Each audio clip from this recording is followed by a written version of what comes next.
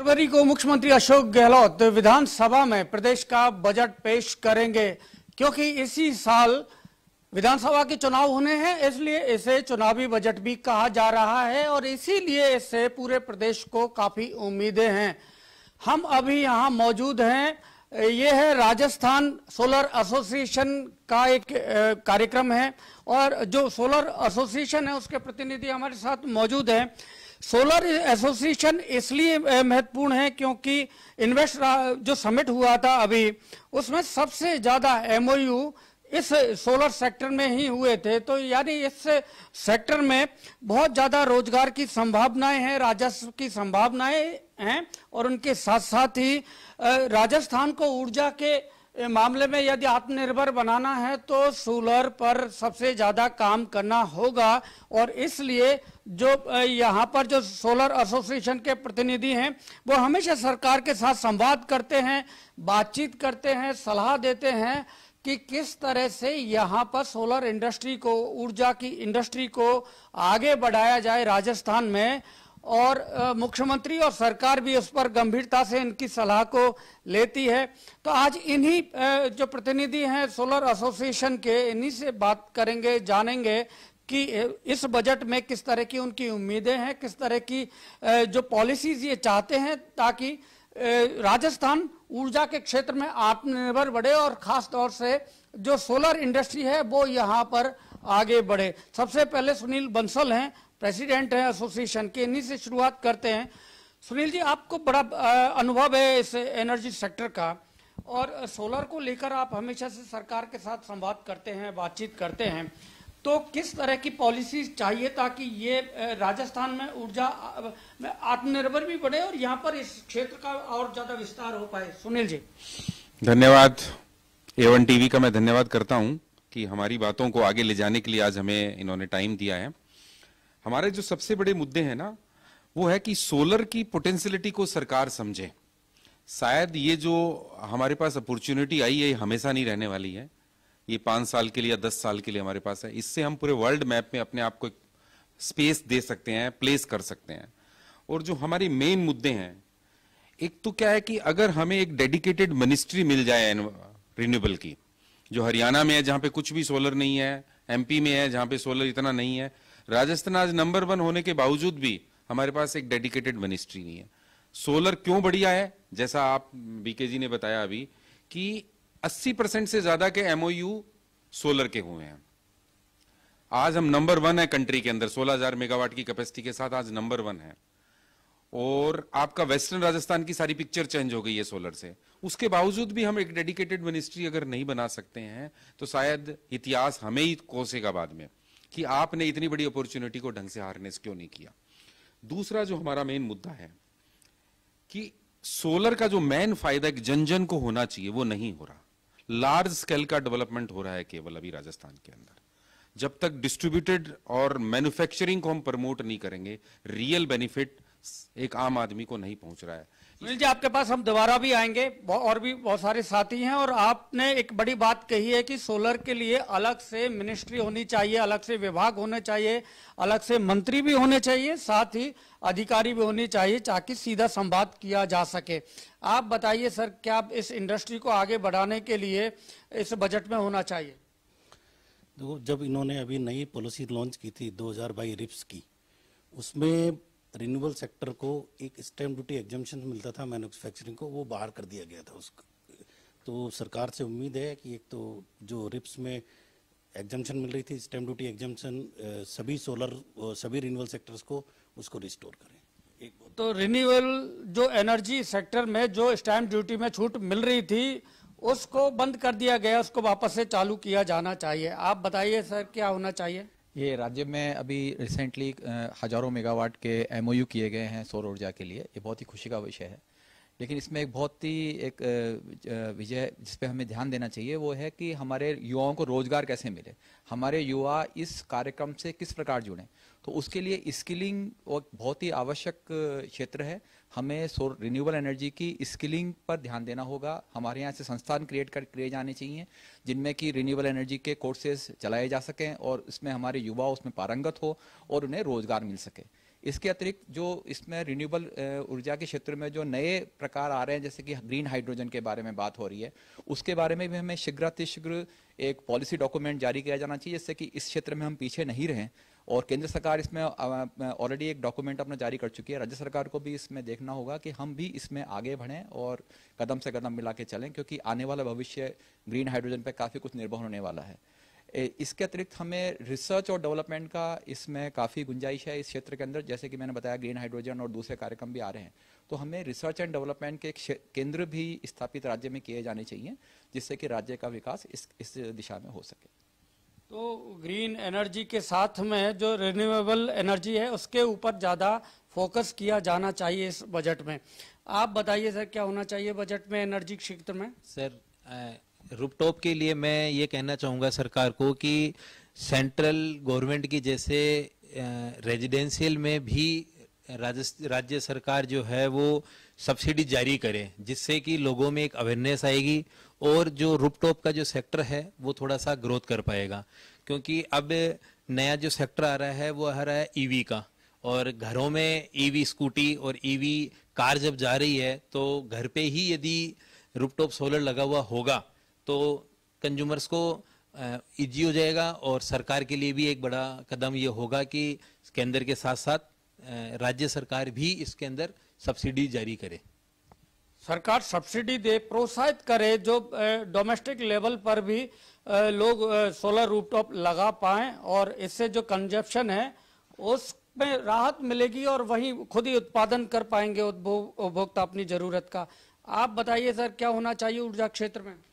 जैसा कि आपने खुद ने अभी कहा कि कंज्यूमर अपने घरों पे इस जगह सोलर पावर प्लांट्स लगाएं, ताकि वो एक इन हाउस कंजम्पशंस की फैसिलिटी उनकी खुद की हो जाए, तो कहीं ना कहीं वो जो बाहर है जो सरकार पे आता है वो भी कम होगा। जो कि बिजली क्षेत्र में एक बहुत बड़ी समस्या है कि बिजली चोरी होती है, कहीं ना कहीं उसमें भी एक राहत उनको आएगी। हमारे जो अभी तक ट्रेडिशनल वे रहा है कि बिजली उत्पादन के लिए हम प्राकृतिक संसाधन को यूज कर रहे हैं, वो आप निरंतर देख रहे हैं कि उसकी भी जो है आपूर्ति पूरी नहीं हो पा रही है। अगर हम सोलर्स पे, इस तरीके के रिन्यूएबल्स चीज़ों पे हम लोग अब डिपेंडेंसी हमारी बढ़ाने लगेंगे तो ये सारी समस्याएं भी हमारी सॉल्व हो जाएंगी। जैसा कि अभी मेरे साथीगण ने भी कहा, ईवी को भी हम प्रोत्साहन करेंगे तो कहीं ना कहीं उसका बेनिफिट रिन्यूएबल एनर्जी में है ही। जैसे अदर स्टेट्स में भी काफ़ी जगह ईवी में अलग से सब्सिडी दी जा रही है। अगर राजस्थान में भी ऐसा कुछ होगा तो कहीं ना कहीं उसमें लोग एंड यूजर उसका उपयोग करना ज़्यादा चालू करेंगे और काफ़ी हम लोगों को बेनिफिट्स होंगे इससे। तो यदि आप रूफटॉप सोलर को और ज़्यादा से ज़्यादा लोगों को अवेयर करेंगे तो जाहिर सी बात है इसके बहुत सारे मल्टी डायमेंशंस है बेनिफिट्स के। आपको 30-40% तक जो छीजत हो जाती है बिजली की वो उसमें कमी आएगी, क्योंकि वहीं पर कंजप्शन होगा, वहीं उत्पादन होगा। आप बताइए क्या होना चाहिए सर ऊर्जा क्षेत्र में? जैसा कि अभी सभी ने इतने बढ़िया पॉइंट्स दिए हैं, हमारा ये मानना है कि सब्सिडी डेफिनेटली एक बहुत बड़ा प्रमोट करेगी इंडस्ट्री में, एक क्लाइंट के लिए एक बहुत बड़ा सेविंग हो जाता है। उसके साथ साथ बेटर फाइनेंसिंग होना बहुत ज़रूरी है, क्योंकि क्या हो रहा है अभी कई सारे लोग हैं, चाहे वो कमर्शियल हो, चाहे इंडस्ट्री हो, चाहे रेसिडेंस हो, वो लगाना चाह रहे हैं, लेकिन कहीं ना कहीं उनका एक फाइनेंशियल क्रंच रहता है। और अगर वही चीज अगर किसी तरीके से सरकार उन्हें कोलैटरल फ्री लोन्स बांट सके और बहुत अच्छे दर पे दे सके तो वहां क्लाइंट के लिए एक बहुत बड़ा एक स्कोप बढ़ जाता है सोलर लगाने का, और एक इंडस्ट्री का डेवलपमेंट होता है। तो जैसे अभी सिड भी लेकर आई अभी 7 से 7.5% पे कोलैटरल फ्री, जिसपे आप जीएसटी इंक्लूसिव आपको पूरा का पूरा लोन मिल जाता है। सो इस तरीके का अगर सरकार कुछ ला सके तो एज अ होल पूरी इंडस्ट्री के लिए, पूरी क्लाइंट के लिए, सभी के लिए विन विन सिचुएशन रह सकती है। तो सोलर इंडस्ट्री में इन्वेस्टमेंट के लिए और नए निवेशकों के लिए यदि कोलैटरल फ्री लोन मिलेगा तो इस इंडस्ट्री को आगे बढ़ाने में मदद मिलेगी। बहुत ही गंभीर और अच्छा सुझाव है। आप बताइए क्या होना चाहिए? जैसा कि हमने शुरुआत में बताया था कि राजस्थान का बड़े लेवल प्लांट्स में इंडिया में नंबर 1 पे आता है। तो बड़े लेवल प्लांट्स में जो बैलेंस ऑफ द सिस्टम होता है, जो मतलब मटेरियल यूज आ रहा है, वो मटेरियल भी हम रिजर्व करें कि वो मटेरियल राजस्थान के ही जो छोटे छोटे वेंडर्स है, जो एमएसएमई वेंडर्स है, उनसे लिया जाए, ताकि जो मेजर कंपोनेंट्स जो बड़े प्लांट्स में यूज हो रहे हैं उनका जो बजट है, जो प्रोक्योरमेंट है, अगर वो राजस्थान से होगा तो वो राजस्थान की सिचुएशन के लिए बेनिफिशियल होगा। तो राजस्थान की जो इंडस्ट्री है उसी को आगे बढ़ाना है, तो इसके लिए जरूरी है कि यहाँ जो मैन्युफैक्चरर्स हैं, जो इक्विपमेंट उससे रिलेटेड जो उपकरण बनाते हैं, उन से ही यहाँ पर जो प्लांट है जहाँ निवेश करते हैं उनको उन प्रोजेक्ट्स में, उन प्लांट्स में उन्हीं से खरीदारी हो तो उनको एक बड़ी मदद मिलेगी। आप बताइए सर, क्या होना चाहिए इस बजट में? सर बजट में इसके साथ जैसा सुनील सर ने कहा, एक मिनिस्ट्री अलग से हो, तो मिनिस्ट्री का जो फायदा है वो मैं आपको बताना चाहूँगा कि मिनिस्ट्री अगर होगी तो जो प्रोसेस है सोलर प्लांट इंस्टॉलेशन का, जिसमें डिपार्टमेंट यानी डिस्कॉम का सपोर्ट होता है, तो उसका फॉलोअप थोड़ा स्ट्रांग होगा। जो कागजी कार्यवाही 1.5 से 2 महीने या 3 महीने में होती है, वो टाइम लिमिट अगर 1 महीना या 15 दिन होगा तो वो बहुत बूस्ट करेगा इंडस्ट्री को, और कंज्यूमर के लिए हैजल फ्री हो जाएगा कि मैं 3 महीने तक पैसे दे के बैठा हूं और मुझे इंतजार करना पड़ रहा है मेरे प्लांट का जनरेशन स्टार्ट हो। तो 15 दिन से अगर 1 महीने में होता है तो वो इस इंडस्ट्री के लिए बहुत ही लाभदायी होगा। तो यदि अलग से विभाग बनता है, अलग से मिनिस्ट्री बनती है, तो जाहिर सी बात है कि ये एक सीधा संवाद होगा सरकार के साथ और इससे इस इंडस्ट्री को सपोर्ट मिलेगा। आप बताइए सर, क्या होना चाहिए इस बजट में? सर मेरा सुझाव है राज्य सरकार को इस बजट में ये मैंडेटरी कर देना चाहिए कि जिसका भी लोड 5 किलोवाट से अधिक हो उसको रिन्यूएबल एनर्जी रिसोर्सेज पे जाना पड़ेगा, चाहे वो रेसिडेंशियल हो चाहे कॉमर्शियल संस्थान हो, उससे रिन्यूएबल एनर्जी सोर्सेज पे जरूर जाना चाहिए। तो बहुत अच्छे राजस्थान सोलर एसोसिएशन के प्रतिनिधि, क्योंकि ऊर्जा बहुत बड़ा सेक्टर है राजस्थान के लिए, और राजस्थान में कुछ प्रकृति की इस तरह की हमारे पास सौगातें हैं जिनका उपयोग हम कर सकते हैं कि विंड और जो सोलर एनर्जी हैं उसके अकूत भंडार हैं, उनका सही सदुपयोग हम राजस्थान के विकास में ऊर्जा की जरूरतों के लिए कर सकते हैं। और इसी पर मंथन किया जा रहा है यहाँ पर द राजस्थान सोलर एसोसिएशन के प्रतिनिधियों के साथ में। A1 टीवी का एक खास प्रोग्राम है। आप बताइए सर कि क्या होना चाहिए इसमें, खास तौर से ऊर्जा सेक्टर में, क्योंकि सोलर ऊर्जा के ऊपर सबकी निगाहें हैं और राजस्थान में वो तमाम संभावनाएं हैं जो आने वाले भविष्य में हमारी जरूरतों को पूरा कर सकती हैं। देखिए, जैसा बताया कि राजस्थान में सोलर की काफ़ी अच्छी वो है, लैंड वगैरह है, धूप भी अच्छी आती है, तो हमें अभी इसके बावजूद भी राजस्थान में बिजली की कमी है, पावर कट्स होते हैं, तो हमें ऐसा ज़्यादा से ज़्यादा सोलर को प्रोग्राम करना चाहिए ताकि जो बिजली विभाग है उनको पावर कट की प्रॉब्लम ना आए, और ये सभी लेवल पर करना चाहिए, डोमेस्टिक, रेजिडेंशियल है, इंडस्ट्री लेवल पे, मतलब हर घर सोलर अभियान चलाना चाहिए, हर ऑफिस। तो उससे क्या होगा कि रोजगार भी मिलेगा, इंडस्ट्री की जो प्रॉब्लम है, अभी कोयला नहीं है, ये पावर कट्स होते हैं, ये सब समस्याएं भी दूर होगी, क्योंकि अब ये बड़ी समस्या रहती है कि उनके पास कोयला नहीं है, आज पावर कट्स बड़े बड़े हो रहे हैं, और ये भी एक समस्या है। उसके अलावा क्या एक पूरा एक समा बनना चाहिए, तो उससे क्या राजस्थान की जो मतलब सामाजिक आर्थिक स्थिति है वो सुधरेगी कि हर आदमी के पास सोलर का कुछ रोजगार मिलेगा, उसको कुछ जुड़ने का मौका मिलेगा, हर इंडस्ट्री पे किसी भी लेवल पर, तो उसको कुछ रोजगार मिलेगा, तो उसका खुद आत्म सम्मान भी बढ़ेगा, उसका आर्थिक स्तर बढ़ेगा। आपने बहुत ही गंभीर मुद्दा उठाया है कि पिछले दिनों में पूरे देश में और खासतौर से राजस्थान में जो थर्मल पावर प्लांट है, कोयले की तंगी के कारण उनका प्रोडक्शन कम हो गया, बंद हो गया, सरकार को भी काफी परेशानी झेलनी पड़ी थी। तो ये तमाम जो इस तरह की समस्याएं हैं आए दिन आने वाली है, और कोयले की तंगी अभी भी बनी हुई है। ये समस्या का समाधान निकट भविष्य में होना तय नहीं है, इसलिए सोलर एनर्जी को ज्यादा से ज्यादा बढ़ावा दिया जाना चाहिए और इसके लिए सरकार को जो भी कदम उठाए जाने चाहिए वो उठाने चाहिए। आप बताइए, आप क्या होना चाहिए सोलर ऊर्जा के लिए इस बजट में? जी नमस्कार, और मैं सबसे पहले A1 टीवी का धन्यवाद देना चाहूँगी कि उन्होंने हमारी एसोसिएशन को एक माध्यम दिया है सरकार तक ये बात पहुँचाने के लिए। दूसरी चीज़ जो सबसे अभी बड़ी चीज़ है कि हमारा राजस्थान सौर ऊर्जा से ब्लेस्ड है, like it's a blessed state for sun intensity. So उसके लिए हमारे सभी जो प्लेयर्स हैं, इंडस्ट्रियल प्लेयर्स हैं, फिर चाहे वो रूफटॉप प्लेयर्स हैं या फिर हमारे कमर्शियल हैं या यूटिलिटी स्केल के हैं, वो सभी खुद की तरफ से पूरा काम कर रहे हैं इस पूरी जो एक कैपेसिटी है राजस्थान के अंदर उसको टेक ओवर करने के लिए। लेकिन वहीं पर ही बात आती है स्किल्ड पावर की, मैन पावर की। तो उसके लिए मैं सरकार से ये बोलना चाहूंगी कि प्राइवेट इंस्टीट्यूट्स हैं, लेकिन सरकार की तरफ से एक स्किल्ड प्रोग्राम सूर्य मित्र चल रहा है, लेकिन सूर्य मित्र इज द ओनली प्रोग्राम जो कि रनिंग स्टेट पे, वो भी नेशनल लेवल पे है। तो राजस्थान स्टेट की तरफ से हमारे जो यूथ हैं उनके लिए कुछ ट्रेनिंग स्किल्स प्रोग्राम होने चाहिए। इनफैक्ट जिस हिसाब से सोलर हमारा बढ़ रहा है और आने वाले टाइम पे बढ़ेगा ही, कम नहीं होगा, तो कुछ रिसर्च इंस्टीट्यूट्स होने चाहिए जहां पे हमारे को नई टेक्नोलॉजी जो हमारा स्टेट इन्वेंट करे और उसको आगे बढ़ाए। तो ये बहुत ही एक अलग सेक्टर है सोलर में जो कि हम इसको एक्सप्लोर कर सकते हैं। तो मैं चाहूंगी कि उसके ऊपर ध्यान दिया जाए इस क्षेत्र में। तो सोलर एसोसिएशन की युवा प्रतिनिधि की ओर से बहुत ही अच्छा एक सुझाव दिया गया है कि R&D किया जाए, युवाओं को जोड़ा जाए, और यह बजट भी मुख्यमंत्री ने संकेत दिए हैं और साफ कहा है कि यह बजट युवाओं को समर्पित रहेगा। तो जाहिर सी बात है इस तरह के युवाओं के जो इनोवेशन और इनोवेटिव सजेशन है उनको इस बजट में जरूर शामिल किया जाना चाहिए। आप बताइए सर, क्या होना चाहिए इस बजट में? हमारे राजस्थान में सबसे बड़ा बेनिफिट ये है कि हम लोगों को मैन्युफैक्चरिंग में बढ़ावा देना चाहिए, गवर्नमेंट को इंडस्ट्री में, क्योंकि हम लोगों का जो ट्रांसपोर्टेशन है और जो कॉस्टिंग है वो काफी कम हो सकती है और लोगों को अच्छा बेनिफिट मिल सकता है डायरेक्टली। मैन्युफैक्चरिंग सेक्टर में एक लैंड जो है, लैंड में भी काफी अच्छा कंसेशन गवर्नमेंट को देना चाहिए और एक स्पेशल जोन होना चाहिए मैन्युफैक्चरर के लिए। Thank you. सोलर से संबंधित जो भी प्रोडक्ट बनाते हैं, जो मैन्युफैक्चरिंग यूनिट्स हैं, उनको तवज्जो मिलनी चाहिए। जो औद्योगिक क्षेत्र हैं उसमें अलग से जोन बनाया जा सकता है, एक बेहतरीन सुझाव है।